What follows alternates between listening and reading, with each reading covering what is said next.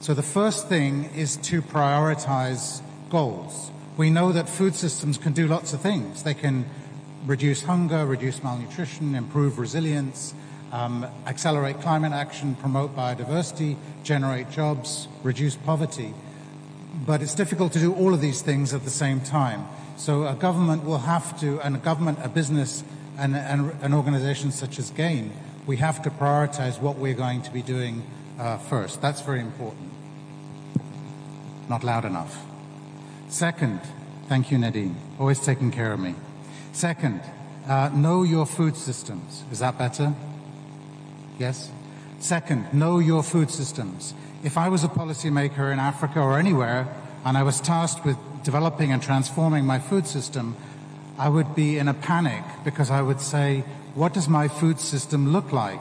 And if I need to find out what my food system looks like, I have to go to 30 different sources of data. So we need to develop platforms that bring all food system data together to make it really easy to describe and diagnose a country's food system. GAIN and FAO and others are working on a food system dashboard, and I encourage you to look at that. The third thing, know your resources. I bet you don't know, ministers, how much your government spends on your food system. I bet you, MDs and CEOs, you don't know how much your company spends on food systems. That's because budgets are not constructed around food systems until now. We have the 3FS initiative led by IFAD and the World Bank and others, which is a tool for mapping what you spend and where you spend it, which sectors, which regions, which objectives are being promoted by your current spend. That'll help you figure out where the gaps are and where maybe you're over-investing. I am a big believer in the fact that there's a lot of resources in the food system, but they're just pointing in the wrong direction or they're misallocated. Fourth, develop a plan. Food systems are complex, lots of moving parts, lots of stakeholders. As Omid said in the previous session, strategies and plans aren't everything, but developing a strategy and a plan will help you think through the issues that you need to help through. And I note from the stocktake in Rome a couple of months ago, 37 African countries have a plan, which is fantastic. But that also means that 18 do not. And if you don't have a plan, I think it's really challenging to transform your food system. Fifth, align policies. When you work across sectors, it's really easy to develop a policy that's fantastic for hunger reduction, but is terrible for environmental protection. Or you develop a program that is great for income generation, but terrible for resilience. Or you develop something that's good for nutrition improvement, but is not so good for the environment. If you don't have a way of assessing the coherence of your policies, you're going to be in trouble. And again, I know Academia 2063 is doing some really interesting work on developing a policy coherence tool. 6, develop an ecosystem of support. Governments are obviously key. They set the tone, as Agnes Kalabata said 2 years ago in the Food System Summit. They set the tone, but they can't do everything by themselves. They need an ecosystem of support internally and externally. But we in the ecosystem, we have to make sure this ecosystem is not one of cacophony, but one of symphony. It's not chaotic, but it is coherent. It is not individualistic, but it is collective. And that's a challenge to every one of us in the room. If you are here and you say you support a government, then you better be working with other people who say the same thing. And finally, we need to assess progress. If you don't assess progress, you're flying blind. If you don't assess progress, how can we take anything you say seriously? There isn't a mechanism for assessing progress in food system transformation yet, but there are a number of important initiatives.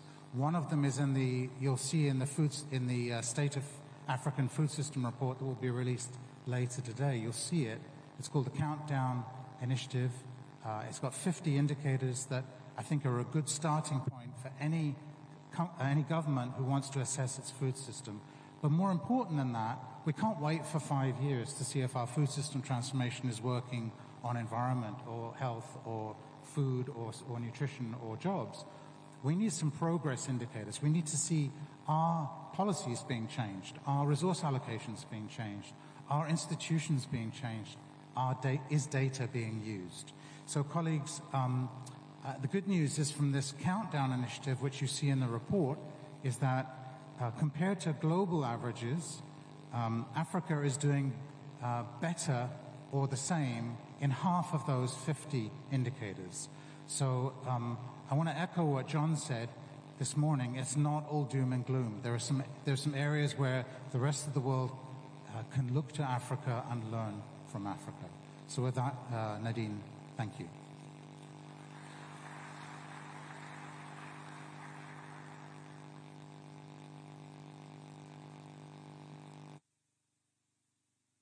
Thank you, Lawrence. And he started enlightening you on the critical parameters for the food system transformation in the region.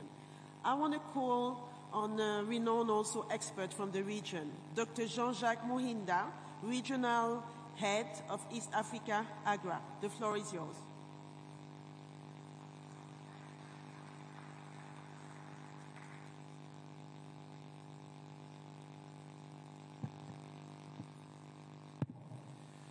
Thank you, Nadine, for the opportunity, and good morning, everyone.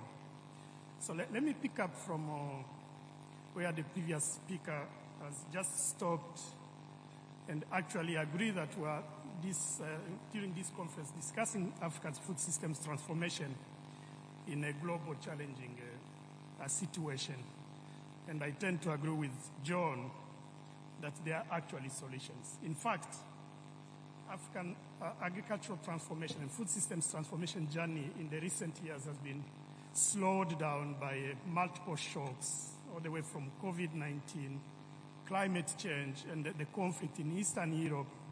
If you look at some of the critical CAADP-Malabo commitment, for instance, on reducing hunger, on accelerating investment, and even poverty eradication. Just to use a few facts and share a few ideas for the next panel to consider, we now have evidence showing that African agricultural productivity growth has been reduced by close to 34% in the last 50 years due to climate change. We also have emerging data and statistics showing that our continent now is home to 1/3 of people facing hunger, if you look at the numbers globally. And the population from this continent that is going to be affected by different climate change hazards in 2050 is going to be close to 1 billion under the 2 degrees Celsius warming scenario. Another probably important statistic, and John mentioned briefly on this, is the reliance on import on some of the food commodities. And if you look at the current statistics and the numbers we have, we're spending nearly 34 billion on 4 agricultural commodities that can be grown in existing food baskets and agroecological zones in the continent, such as wheat, maize, rice, and soybean. And this is a continent where we're still importing close to 90% of fertilizers, spending another close to $5 billion annually on imported fertilizers. And all of this is being worsened by declining development flows in the agricultural sector. If you compare numbers from 2021 and 2022, when we had the COVID-19 outbreak. Now, I want to share a few ideas for the next panel to consider. Number one, if you have to accelerate implementation for the remaining 2 years to the end of the CAADP-Malabo in 2025, we need as a continent an integrated plan that brings together investment that promote agricultural productivity, that support infrastructure development for production, for marketing, for value addition, but also investment in climate resilient practices. Number two, we cannot accelerate implementation if we keep implementing in isolation.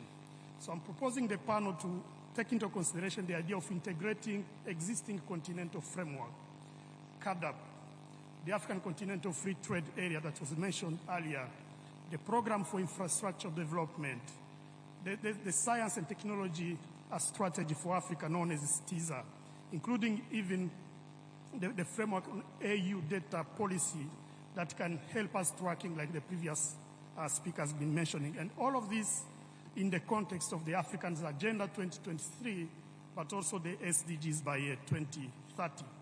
Good enough. The African Common Position Paper on Food Systems brings all these frameworks together and outlines key priorities and ambition with the expected impact to actually achieve a 1 trillion food industry that provides not only sufficient nutritious food, but also enhances supply chain infrastructure and also creates work opportunities for youth, especially for young women. My last point for the panel to consider is on rethinking the governance of the future African food systems. Today, we cannot continue shying away against some of the emerging trends. For instance, integrating the cutting-edge technologies. You know, we have been hearing about the artificial intelligence, digital technologies, you know, blockchains, e-commerce, and many others. Number two, an integrated plan has also to take into consideration the age, the generational, and the gender employment gaps that exist in the continent today. Of course, taking into consideration food systems approach, but also climate change shocks, water and land degradation. Number three, it has been already mentioned that this is a continent that is home to the world's largest, youngest, and fastest growing population. One of the speakers mentioned about the population doubling to 2.5 billion in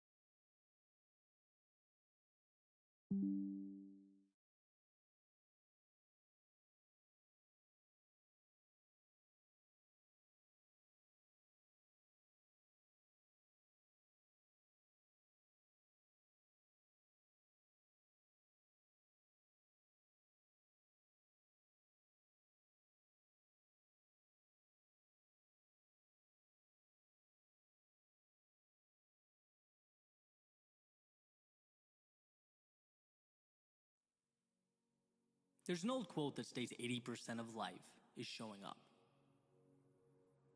Now, showing up means many different things to many different people, but the idea is not complicated. You can't do anything of significance unless you have first and foremost arrived. Which brings me to today. See, I had a list of concepts I've been excited to talk about, things that I've either read or have been recent epiphanies in my life. And I can't wait to share those with you. But this morning, oh, let me tell you about this morning.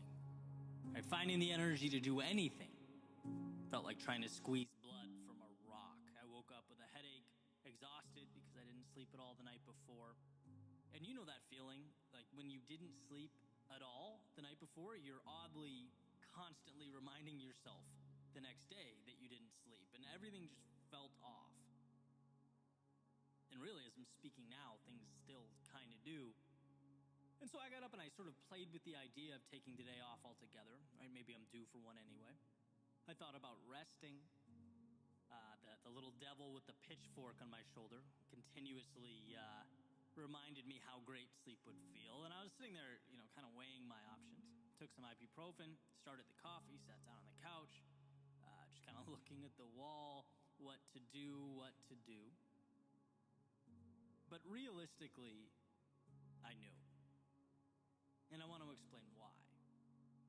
Over the years, I've taught myself through repetition that sitting down and writing and recording, unless I plan intentionally to do otherwise, is a non-negotiable. It's helped me see that the goal in any meaningful pursuit should be getting to the point where, despite the circumstances, you show up. Stephen Pressfield, whose voice often echoes in my mind when I come face to face with these situations, he wrote, "Art is war, between ourselves and the forces of self-sabotage that would stop us from doing our work. The artist is a warrior." Artist being anyone bringing something to the world that does not yet exist. And he goes on to describe the battle with the mind over sitting down in that chair and writing when we know we must write but don't want to. When a tired or distracted mind begins looking for off-ramps, as mine had clearly started doing this morning.